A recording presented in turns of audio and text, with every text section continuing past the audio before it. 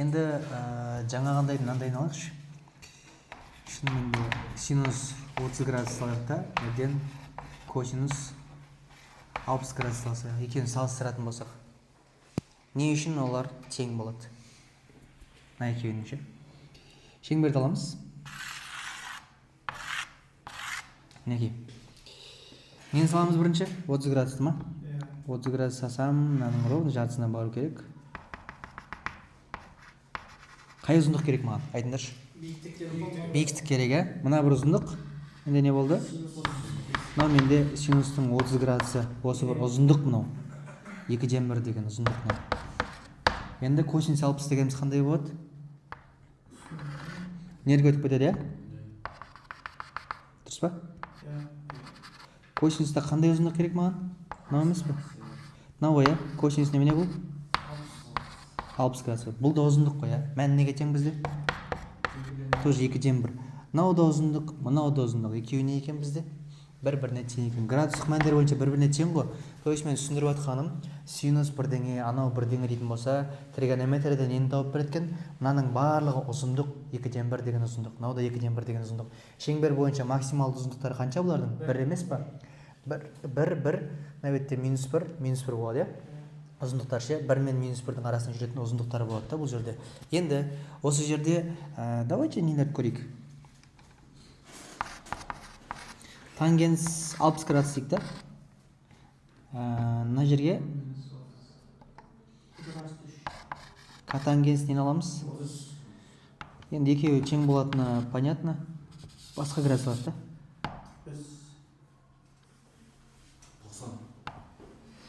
Жоқ. Давайте 70 градус алайықшы. Рандомно болсын да. Осы екеуін салған уақытта бұл екеуін мына бетке салайықшы. Так, шеңбер сәл төмендеп алам. Мынау тангенстердің осы емес па? Шексіздікке кете береді. Енді бізге 60 градус керек. Бұлай алып аламыз да, 60 градус дегеніміз примерно қандай болады? Мынандай ғой. Осы жалғасы қайқа өтіп кетеді? Тангенстер үшін өтіп кетеді. Мына бір ұзындық 0-ден бастаған. Мынау немене? 60 градустан келген. Бұл менде тангенстің 60 градус еше. Не үшін түбірдің астында 3-ке тең болатын түсіндіңдер ма? Түбірдің астында 3 деген жуық шамамен қанша шығады? 1/73 шығады ғой, ә? 1-ден артық қой, ә? Нерде шеңберде 1 деген ұзындықта өтіп кеттік қой біз, ә? Нерде биіктік 1 еді, а бұдан үлкен болып тұр, түсіндіңдер ма? Мына осьтің жалғасы тангенстер осьін қиятта, мына бір ұзындық менде не болады екен? Мынау менде тангенстің 60 градусы болады екен. Енді бізде немене керек? Котангенс 70 керек. Сол біреуді салып көрейік енді.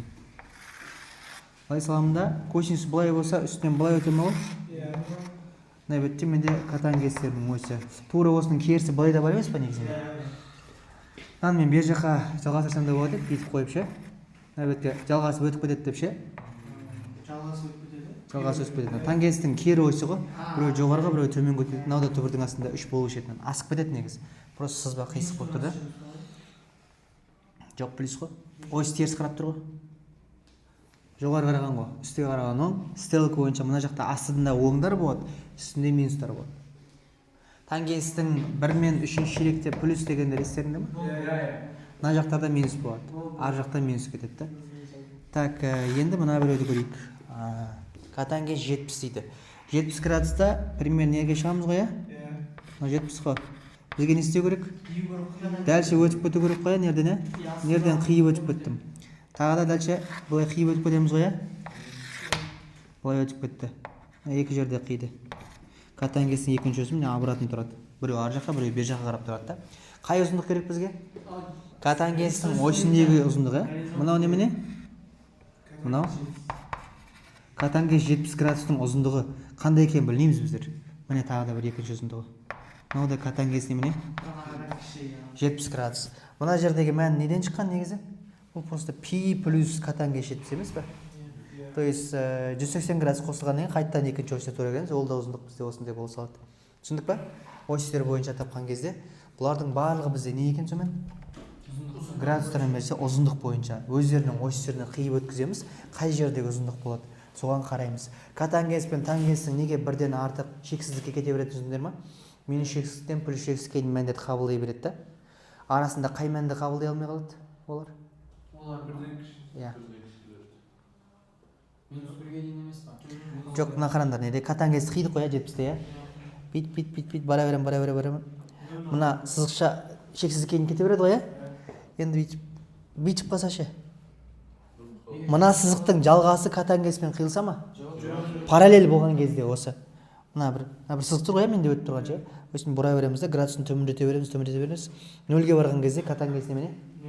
Жоқ, анықталмаған ғой. То есть екі параллель түзу қиылыспайды ғой. Поездың рельсі ұқсаған ше, міне.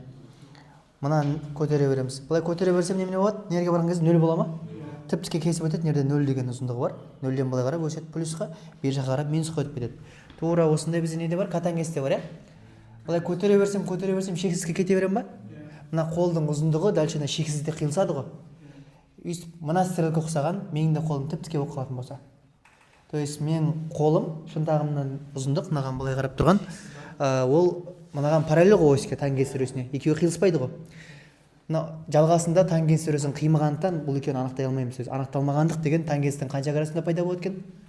90 градусында. То есть мына осыға параллель түскен кезде ғана 90 градуста анықталмаған. Еще қандай градус анықталмаған?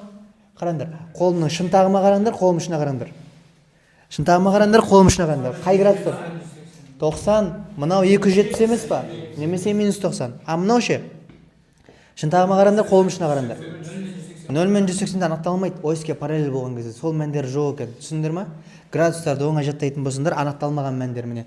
Катангенс өсі былай кетеді, онда ось төмен түсіретін болсам, параллель нада жоқ деп ала саласыңдар.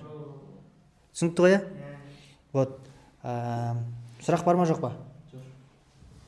Енді битсек ше. Ана 60 градус şu bizdeki osga 60 gradus жасай не қылады ғой, шығады ғой, иә? Қазір, мынаны қалай ойлайсыңдар? Не істейміз? Екеуі де радиан, иә? Азайтып алып, енді жуық мәнмен айтамыз енді бұның мәндерін ше. 14-тен азайтамыз, 1-де 86. Мына немене болады? 5 минус 3-те 14 дейміз ғой, иә? 1-де 86 ол радиан болады ғой. Қайттан неге көбейтесіңдер? 57-те 3-ке көбейтіп шығара бересіңдер. Осы обратныйда болуы мүмкін. Пи минус 5-те болуы мүмкін. Ол кезде минус градуспен шығады ғой. Түсінікті ғой, иә? Так қой, есеп минусалдан шығып кетеді. Иә, сөйтсеңдер де болады. Так, жаңа сұрағың қандай еді? Анау біздегі 60 градус бар ғой, сол осыға неге жасалады өзі? Мынау бұрышқа жасалады, мына жердегі. 60 градус нердегі бұрыш? Просто осы бұрыш бойынша жалғастыратын болсам, осыға қиған кезде дальше ұзындықтар шығады. Осыдегі ұзындықтар шығады. Какой-то бір градус береді, осы градустағы тангенстің бұрышы, катангенстің бұрышы деп береді. Шеңбердің бойына тоқтайтын болсақ, онда синус пен косинус шығады. Шеңбердің бойынан тыс шығып кететін болсақ, тангенс пен катангенстің өшіне түсеміз. Түсінікті ма? Шеңбердің бойында, мынаның ішінде тоқтайтын болса, мынау ненің биіктігі? 60 градустағы шеңбердің бойында тоқтасам, мынау менде синустың 60 градусы ғой. Мына біреу косинустың 60 градусы, көлеңкесі, проекциясы 60 градус бойынша, мына бір түзудің көлеңкесі ғой. Былай айтқан кезде. Немесе 60 градус бойынша шеңберден жалғасаған мынаның көлеңкесі немене? Міне, мына бір ұзындықтың. То есть мына түзудің жалғасы бар ғой, энергия, не? Бұның көлеңкесі катангенсті береді. Сонда косинус пен катангенс немене екен? По сути, тура пропорционал, еще олар көлеңке ғой, по сути, ал тангенстер Биіктік. міне синусым биіктік. Осын жалғастыратын болсам, екінші бір биіктік немене болады екен? Тангенс болады екен. То есть шеңберден шығып кеткендегі биіктік тангенстің биіктігі ғой. Шеңбердің ішіндегі биіктік синустың биіктігі болады. Түсінікті ма? Алды.